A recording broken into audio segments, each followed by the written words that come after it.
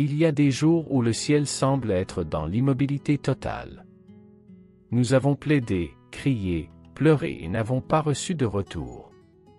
Pour beaucoup, le silence de Dieu est interprété comme une négligence. Mais que se passe-t-il si je disais que cette absence de réponse est en fait du zèle? Que derrière le rien apparent, y a-t-il une main puissante orchestrant tout?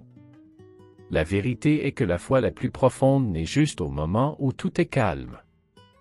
Loin des applaudissements, les confirmations visibles et le bruit du monde, le Saint-Esprit nous invite à nous reposer. Dieu n'a pas à crier pour agir, il opère en silence, mais avec autorité. Combien de fois avez-vous senti que votre douleur a été ignorée? Et combien d'entre eux, plus tard, avez-vous remarqué que c'était exactement à ce moment où votre guérison, votre libération, votre nouvel espoir est né? Il y a des promesses qui sont tenues dans l'obscurité, où la confiance brille plus que toute réponse immédiate. Donc, si aujourd'hui vous sentez que vous vous promenez dans une vallée silencieuse, ne vous découragez pas. C'est là que les miracles commencent à germer. Respirez profondément, conservez la parole et venons avec moi, renforçons votre foi ensemble, une étape à la fois. Avant d'aller plus loin dans les sujets qui renforcent notre foi, consacrons un moment à parler à Dieu. Que cette prière soit un acte de reddition, de confiance et d'ouverture afin que le Saint-Esprit travaille dans nos cœurs. Préparez-vous à ressentir la présence du Seigneur, même en silence, et renouvelez votre espoir. Seigneur Dieu, je viens à vous, avec un cœur ouvert, en livrant toutes mes inquiétudes et mes angoisses. Que votre Saint-Esprit me guide dans la prière et renforce ma foi, même en silence. Je veux pleinement faire confiance à vos promesses, sachant que vous prenez soin de moi dans chaque détail. Même dans les luttes, que je ne perds pas espoir et persévérance, sachant que vous êtes plus grand que toute difficulté. Apprenez-moi à marcher dans votre autorité, rejetant tout ce qui ne vient pas de vous. Que ma vie reflète la sainteté et la grâce que je reçois quotidiennement de votre amour infini. Donnez-moi l'humilité pour dépendre pleinement de vous, du Seigneur et du discernement pour toujours chercher des promesses éternelles. Que vos repos envahissent mon esprit et puis-je crier pour la libération avec confiance, sachant que la victoire est certaine en votre nom. Que mon obéissance soit constante et que je récolte la récompense de la vie éternelle. Merci, Père, de ne jamais nous quitter, même lorsque le silence semble plus fort que les réponses. Puis-je louer et vous remercier à tout moment, vivant une vie pleine dans le Saint-Esprit. Renforcez ma foi, Seigneur, et aidez-moi à marcher fermement, sachant que même en silence, tu prends soin de moi. Au nom de Jésus, Amen. Maintenant que nous donnons nos cœurs à Dieu dans la prière, approfondissons notre foi ensemble. Chaque sujet ci-dessous est une étape pour renforcer votre confiance. Trouvez du repos dans le Seigneur et marchez avec l'autorité spirituelle. Préparez-vous à recevoir des mots qui feront tourner votre promenade même lorsque le silence semble plus fort. Porteur, le poids du monde n'a jamais fait partie du plan de Dieu pour vous. Lorsque l'anxiété frappe à la porte, la réponse n'essaie pas de tout contrôler, mais de livrer. Pierre, le chapitre 5 et le verset 7, dit d'abord, la foi, et de croire que Dieu sait ce qu'il fait, même lorsque nous ne comprenons rien. Avez-vous déjà essayé de prier au lieu de désespérer? C'est transformateur. Philippiens, chapitre 4, nous assure que la paix de Dieu, qui va au-delà de toute logique, garde notre cœur et notre esprit. La prière est l'endroit où repose l'âme et le Saint-Esprit commence à agir. Vous n'avez pas à fleurir des mots, soyez honnête avec Dieu. Livrer, c'est plus que dire, Seigneur, prenez soin de vous. C'est vraiment sorti. C'est arrêter de mordre les ongles de l'inquiétude et de dormir en paix, sachant que le ciel n'a pas paniqué avec sa situation. Dieu n'est pas retardé, il travaille pendant que vous priez. Et le miracle viendra au bon moment. Vous voulez un défi pratique? Avant de dormir aujourd'hui, écrivez tout ce qui vous inquiète sur papier et dites, Seigneur, cette préoccupation vous appartient maintenant. puis déchirez comme symbole de votre livraison. Cela peut sembler simple, mais ce geste active un nouveau niveau de confiance. Et croyez-moi, Dieu honore chaque étape de la foi. La vérité est que la vie ne soulage personne. Parfois, il semble que tout arrive en même temps, comptes, mauvaises nouvelles, crises internes. Cela vous donne envie de tout jeter. Mais même en ces jours sombres, il y a une certitude qui calme, Dieu continue de contrôler même lorsque nous perdons le nôtre. Il y a des moments où l'espoir ressemble à un fil très mince, presque cassant. Cependant, le mot entre comme encre.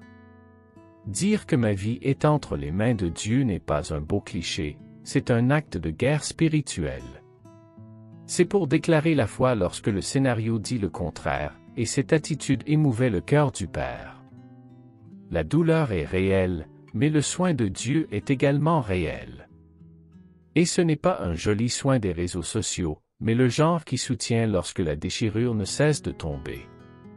Quand tout s'effondre, c'est le Saint-Esprit qui nous donne la force de sortir du lit, respirer profondément et continuer, même sans comprendre pourquoi.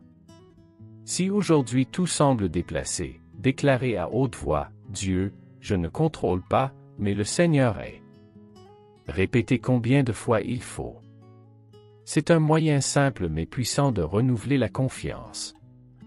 Parce que l'espoir ne vient pas de l'absence de problème, mais de la présence de Dieu au milieu d'eux. Qui n'a jamais eu de plan qui ne fonctionnait pas, des rêves retardés, des portes fermées? La frustration est presque une langue universelle. À ces moments, il est facile de se demander si Dieu voit vraiment tout. Mais oui, il l'est. De plus, il est plus grand que n'importe quel plan frustré et a déjà un nouveau chemin. Le grand tour survient lorsque nous avons décidé de ne pas nous arrêter dans la déception. Persister dans la foi, c'est choisir de faire confiance, même lorsque les signes disent « abandonner ». Priez, attendez, faites tout correctement et rien ne change? Repos. Le silence n'est pas l'absence, c'est la stratégie divine. La persévérance sent le miracle sur le point de se produire. Connaissez-vous ce combat qui semble empirer? Parfois, lorsque l'ennemi sait que vous êtes proche de la victoire, il presse le siège. Mais Dieu ne vous a pas laissé seul. Il forme un caractère fort, une foi mature, une confiance qui ne secoue pas avec le vent. Le combat est génial, mais la victoire est certaine. Que diriez-vous de changer le « pourquoi avec moi » par « pourquoi, Seigneur ». Ce simple changement transforme tout. Dieu utilise les frustrations pour nous aligner sur ses desseins. Et quand nous regardons en arrière, nous voyons souvent que dans cette déception une libération, un remède, un nouveau niveau d'autorité spirituelle est né. Avez-vous remarqué comment la foi est testée lorsque tout s'effondre? Il est facile de croire quand tout se passe bien. Mais la vraie foi brille dans la vallée, dans le diagnostic difficile, dans le « non » qui coupe l'âme. C'est laquelle devient une arme et la plus puissante. La foi a le pouvoir que le monde ne comprend pas. Elle fait face à la pauvreté de la tête, regarde le rejet et dit « Vous ne me définissez pas ». Et quand l'esprit crie que tout va mal, la foi répond avec la voix du Saint-Esprit « Dieu est avec moi ». Dans ce conflit, les montagnes commencent à bouger. Jésus n'a pas promis une vie facile, mais a assuré que nous y serions fermes.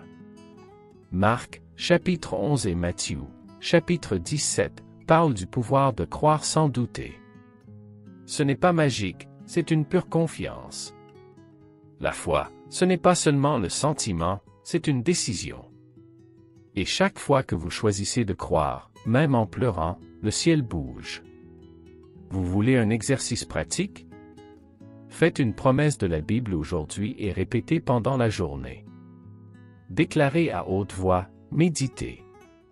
Écrivez dans le miroir, sur le téléphone portable, partout. La foi vient en entendant la parole de Dieu.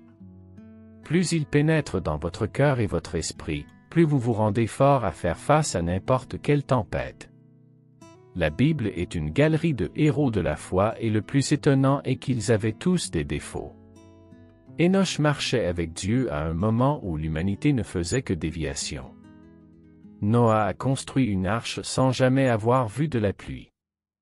La foi est que, obéissez même lorsque tout semble dénué de sens. Abraham et Sarah sont d'autres qui nous apprennent à attendre. Elle a ri de la promesse au début et qui ne riait pas? Un fils dans la vieillesse? Mais la promesse de Dieu ne dépend pas de la logique humaine. Ils croyaient, ont persévéré et le miracle est venu. Leur foi est devenue un rapport, est devenue un héritage, est devenue un exemple pour nous. Lire Hébreux, le chapitre 11, c'est comme parcourir un album de victoires qui sont nées au milieu du chaos. Les gens qui ont gagné par la foi sont tombés par la foi, ont été libérés par la foi. Et tout cela parce qu'ils faisaient confiance à la parole de Dieu, même sans voir. La foi transforme des vies, génère l'obéissance et les modèles de rupture. Et tout commence par un oui dans le cœur. Voulez-vous plaire à Dieu? Alors commencez par la foi. Sans cela, aucune utilisation d'essayer. Hébreux, chapitre 11 et verset 6. Il ne s'agit pas d'avoir confiance dans la taille du monde, mais d'avoir foi en le Dieu qui a créé le monde. Prenez votre Bible, lisez ces exemples, inspirez-vous. La même foi qui a retiré les montagnes est toujours en vie aujourd'hui. Beaucoup vivent comme s'ils étaient toujours défensifs, oubliant que Jésus nous a donné une autorité spirituelle. Luc, chapitre 10 et verset 19, bien sûr, nous avons le pouvoir sur les serpents, les scorpions et tout mal. Ce n'est pas un fantasme spirituel, c'est la réalité pour ceux qui croient. Vous n'êtes pas une victime, vous êtes un ambassadeur du royaume. Vivre comme l'ambassadeur du Christ change tout. Vous ne réagissez pas à mesure que le monde réagit. Vous priez avec l'autorité, face aux batailles spirituelles avec votre tête érigée, criez de foi. Et quand l'ennemi essaie de mentir, en disant que vous ne le ferez pas, vous répondez avec le mot « c'est écrit ». Assez d'accepter les étiquettes humaines comme une dernière phrase. Un diagnostic médical peut être réel, mais ce n'est pas définitif. Un compte en rouge est un fait, mais il ne définit pas votre avenir. Lorsque vous comprenez qui vous êtes, en Dieu, cela commence à rejeter tout ce qui dit le contraire. L'autorité spirituelle apporte la libération. Vous voulez pratiquer cette autorité? Déclarez aujourd'hui, au nom de Jésus, je n'accepte plus de vivre comme vaincu. Priez à haute voix, chantez des louanges, méditez sur les promesses bibliques. L'atmosphère change lorsque vous vous positionnez. L'autorité n'est pas l'arrogance, c'est savoir qui vous soutient, Dieu lui-même. La marche chrétienne n'est pas une course de 100 mètres, c'est un marathon. Et comme chaque marathon, il nécessite une préparation, une résistance et une concentration. James, chapitre 1 et verset 12, nous rappelle que ceux qui persévèrent en cours de procès recevront la couronne de la vie. Ces promesses. Et Dieu ne promettait rien. Il remplit chaque mot. Parfois, nous voulons récompenser maintenant, ici, dans cette vie. Mais le ciel travaille avec une autre logique. Là, ce qui compte n'est pas l'apparence de la marche, mais la véritable livraison. Alors que le monde applaudit les réalisations visibles, Dieu récompense la fidélité dans le secret, le silence, l'obéissance quotidienne.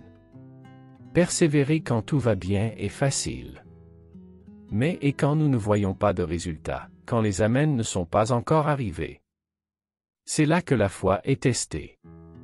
La couronne de vie n'est pas pour ceux qui commencent bien, c'est pour ceux qui terminent fidèles. Chaque renonciation fait aujourd'hui écho en tant que gloire demain. Rien n'est en vain quand il vit pour plaire à Dieu. Vous voulez avoir cette orientation éternelle? Commencez par prier, Seigneur, aidez-moi à vivre avec les yeux dans l'éternité. Cette attitude sincère et intentionnelle modifie ses décisions, ses priorités et même ses prières. La couronne peut sembler distante, mais chaque étape de la foi vous rapproche. Lorsqu'il est placé sur votre tête, cela en vaudra la peine. Il y a des moments où nous ne savons même pas quoi prier, nous ressentons simplement un poids sur nos cœurs. Puis le Saint-Esprit intercède pour nous avec des gémissements.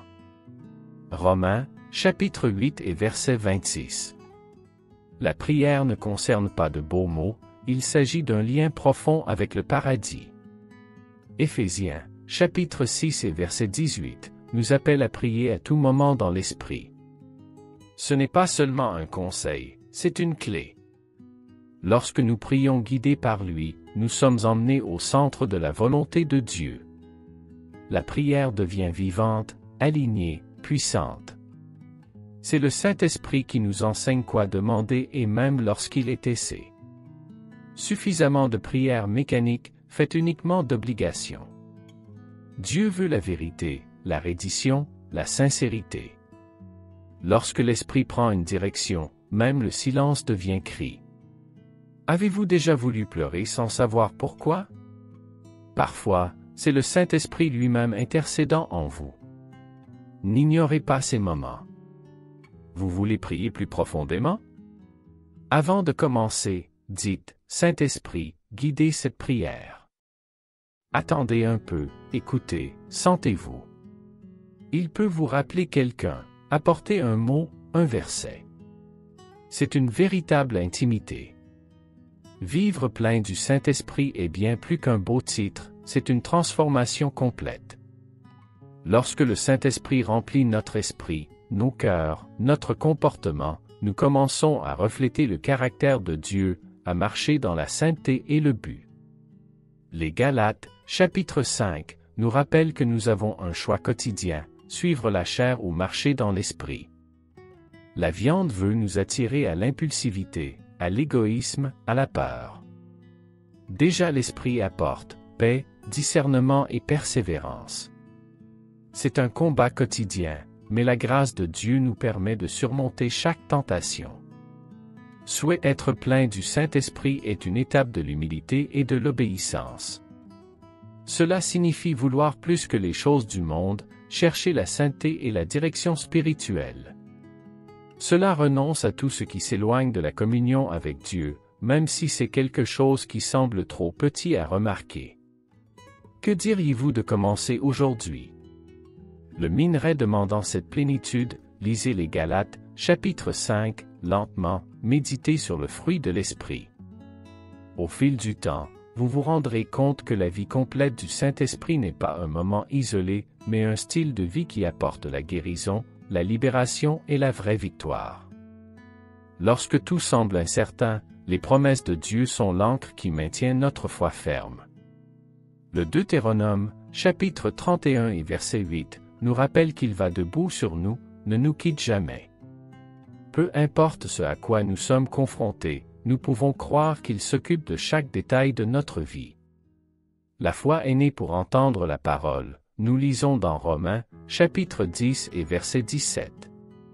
Plus nous nous en nourrissons, plus notre confiance se développe. C'est comme arroser une plante, si nous oublions, ça flétrit, si nous cultivons, il fleurit. Méditer dans les promesses nous donne de l'espoir et de la force de résister, même lorsque le silence semble durer trop. Les promesses de Dieu ne sont ni temporaires ni vides. Ils sont éternels, vrais et fiables.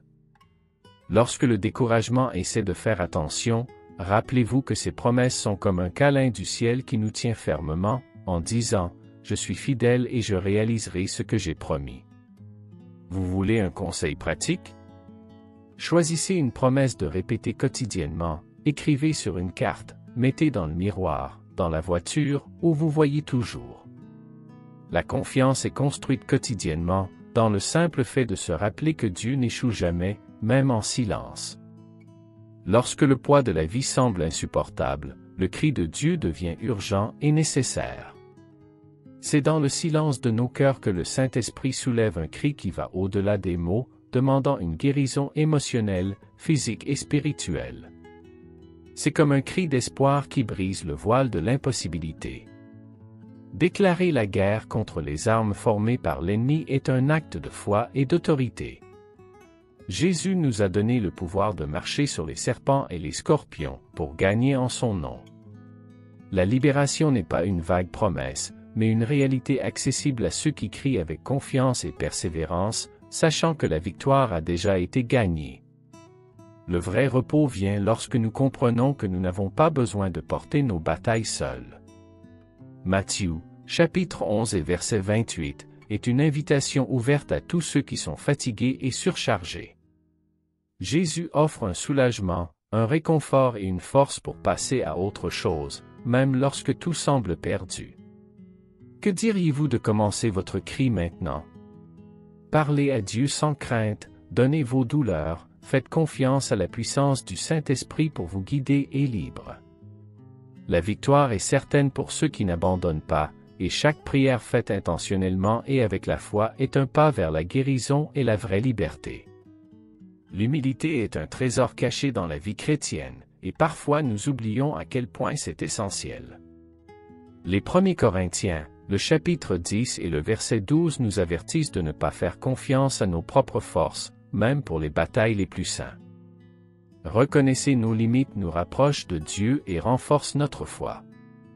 Personne n'est libre de combat, que vous soyez pasteur, chef ou quelqu'un qui commence le voyage. La vraie sainteté n'est pas l'absence de difficultés, mais la dépendance quotidienne de la grâce divine.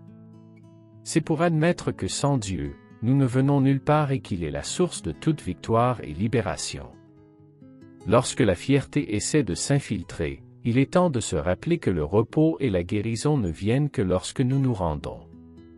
La dépendance n'est pas une faiblesse, mais une démonstration de l'autorité spirituelle. C'est la reconnaissance que dans le Seigneur, nous trouvons la force de persévérer et d'atteindre la récompense. Pratiquez aujourd'hui un moment de silence et de livraison. Confessez vos limites et demandez à l'humilité de marcher avec Dieu. Cette attitude transforme le cœur, apportant la paix et la sainteté, des éléments essentiels pour vivre dans la plénitude du Saint-Esprit. Dans la ruée de la vie quotidienne, il est facile de se perdre dans les choses, l'argent, le statut, la reconnaissance. Mais Dieu nous appelle à regarder au-delà, à chercher ce qui compte vraiment, l'Éternel. Lorsque nous nous concentrons sur le ciel, nos priorités changent et que la foi gagne un nouveau sens, plein d'espoir et de but. La renommée ou la gloire humaine est comme passer des nuages, mais la récompense de Dieu est éternelle et vraie. Investir dans des trésors dans le ciel est d'assurer une récompense qu'aucune circonstance terrestre ne peut prendre. C'est une invitation à la sainteté, à la persévérance et à l'obéissance, même lorsque personne ne regarde. Lorsque la tentation d'abandonner les battements, rappelez-vous ce qui est permanent. Ce que vous construisez aujourd'hui, avec la foi et les efforts, résonnera pour l'éternité. Cela comprend chaque acte d'amour, chaque prière, chaque instant de repos faisant confiance au Seigneur. Et un exercice pratique? Réservez quelques minutes pour réfléchir. Que suis-je à la recherche, le temporaire ou l'éternel? Écrivez vos réponses et priez pour la direction. Cet objectif vous aidera à marcher fermement avec la certitude de la victoire. Être un enfant de Dieu est le plus grand cadeau que nous puissions recevoir, et merci pour cela doit être notre premier acte quotidien. Louez Dieu pour la grâce qui nous soutient, l'amour qui nous entoure et la fidélité qui n'échoue jamais. La gratitude est le carburant qui maintient le cœur ferme, même dans les batailles.